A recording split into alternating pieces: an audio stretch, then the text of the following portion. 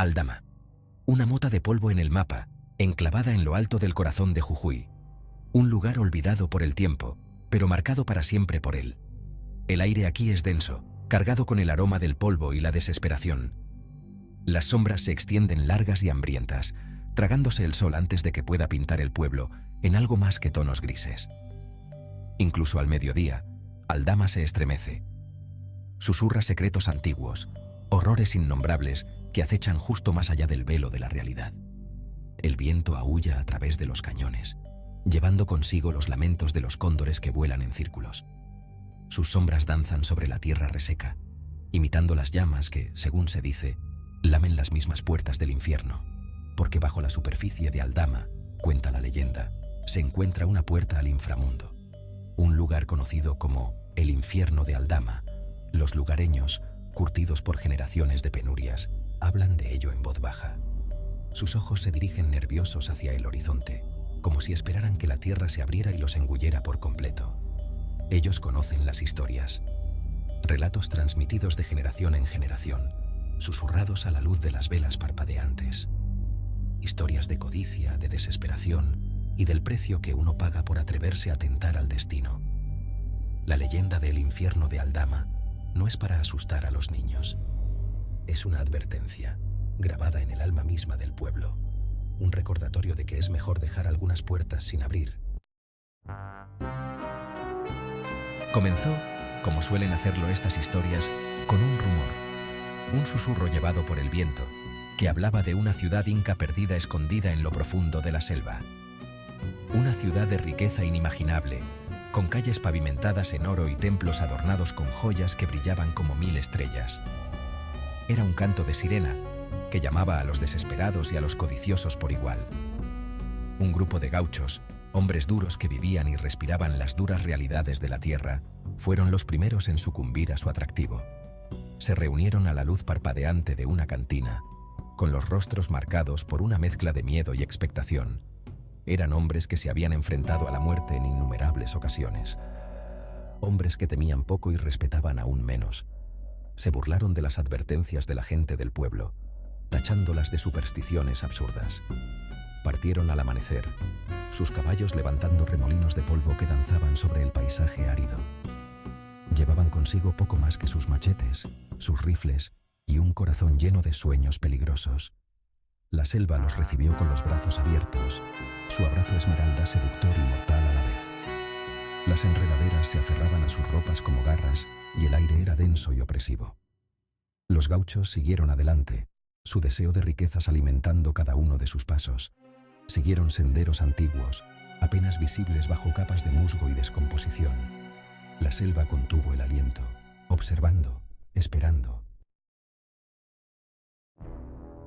Los días se convirtieron en semanas, cada una confundiéndose con la siguiente en un febril letargo de sudor, insectos y agotamiento.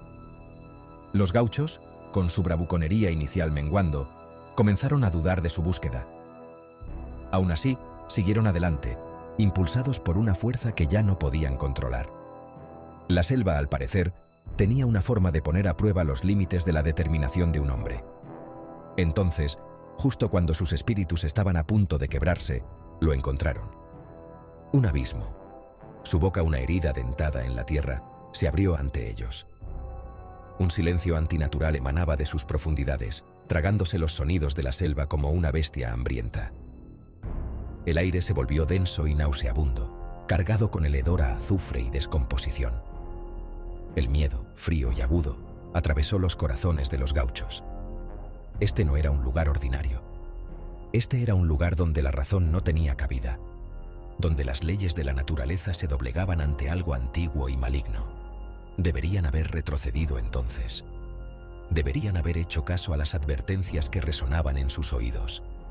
Pero la codicia, como un cáncer, había echado raíces en sus almas, nublando su juicio y silenciando sus mejores instintos. Siguieron adelante, con la mirada fija en el premio que se encontraba más allá del alcance de la razón. El descenso fue traicionero. El camino que conducía al abismo no era más que una serie de salientes de ruidos y enredaderas precariamente enraizadas. El aire se volvía más frío con cada paso, y el hedor a azufre, se intensificaba, picando sus fosas nasales y quemando sus ojos. Los gauchos, con los rostros pálidos y demacrados, se aferraban unos a otros en busca de apoyo, sus oraciones susurradas perdidas en el silencio opresivo. Extrañas luces parpadeaban en la distancia, atrayéndolos hacia las profundidades del abismo. Siluetas se movían en las sombras, sus formas cambiantes como fantasmas danzando a la luz vacilante de un fuego agonizante.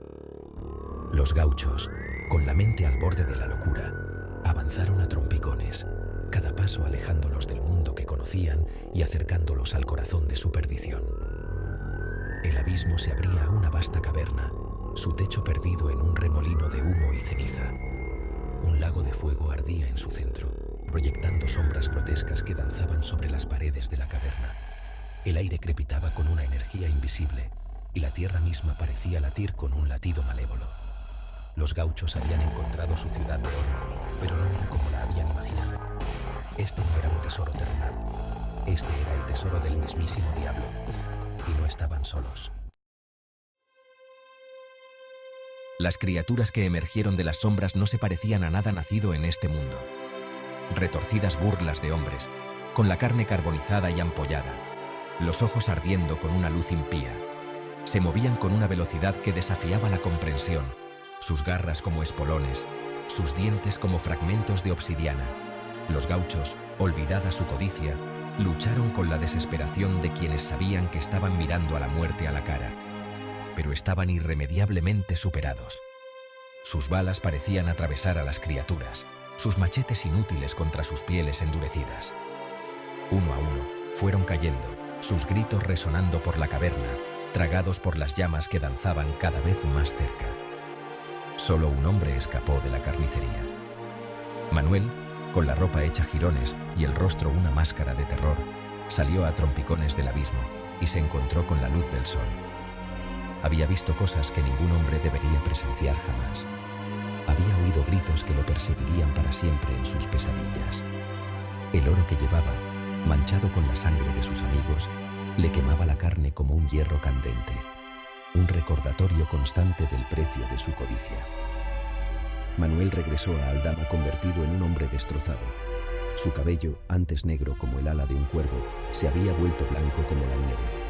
Sus ojos, antes llenos de vida, ahora tenían una mirada perdida y atormentada. Hablaba poco de lo que había visto en el abismo, pero su silencio lo decía todo. La deuda con el diablo. Algunos dicen que Manuel enloqueció por lo que presenció en el abismo. Otros creen que había visto el rostro del verdadero mal y había vivido para contarlo. Cualquiera que sea la verdad, su historia se extendió como la pólvora por el pueblo, avivando las llamas del miedo que ya ardían en los corazones de sus habitantes. El abismo, antaño fuente de morbosa curiosidad, se convirtió en un lugar de terror, evitado por todo aquel que valorara su cordura. Los gauchos que habían perecido allí se convirtieron en cuentos con moraleja, sus nombres susurrados en voz baja como recordatorio del precio de la codicia. La leyenda del infierno de Aldama cobró vida propia, creciendo con cada nueva narración.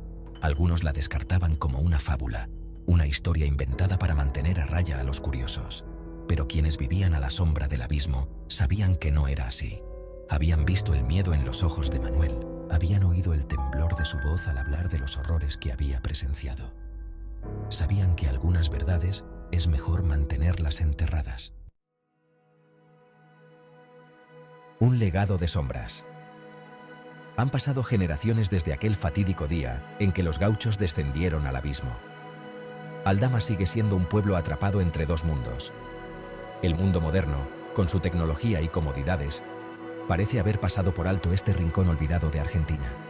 El tiempo transcurre de otra manera aquí, medido no en minutos y horas, sino en el lento e inexorable ritmo de la propia tierra.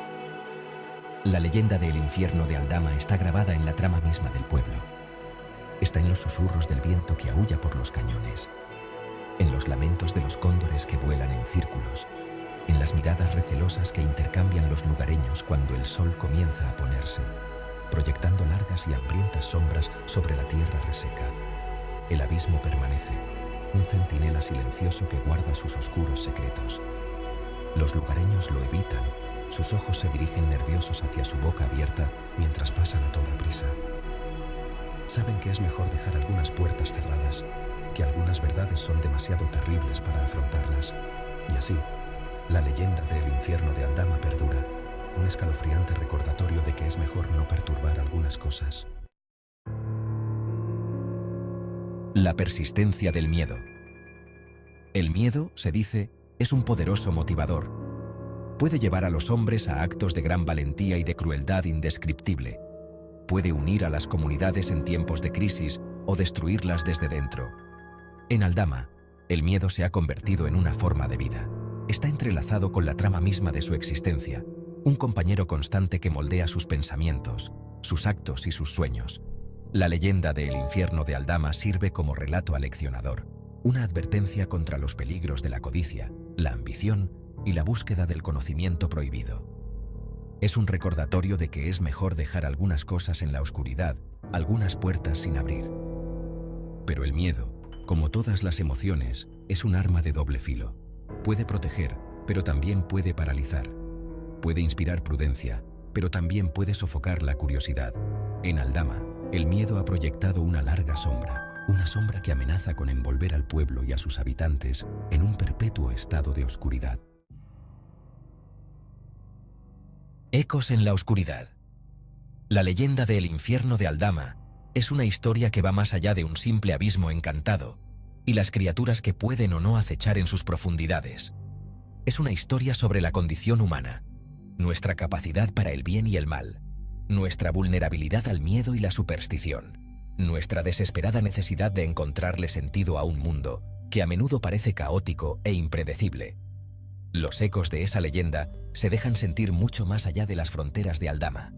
Resuenan en nuestros propios corazones, recordándonos que la línea entre lo real y lo imaginario a menudo es borrosa, que las cosas que más tememos no suelen residir en las sombras que nos rodean, sino en los oscuros recovecos de nuestra propia mente.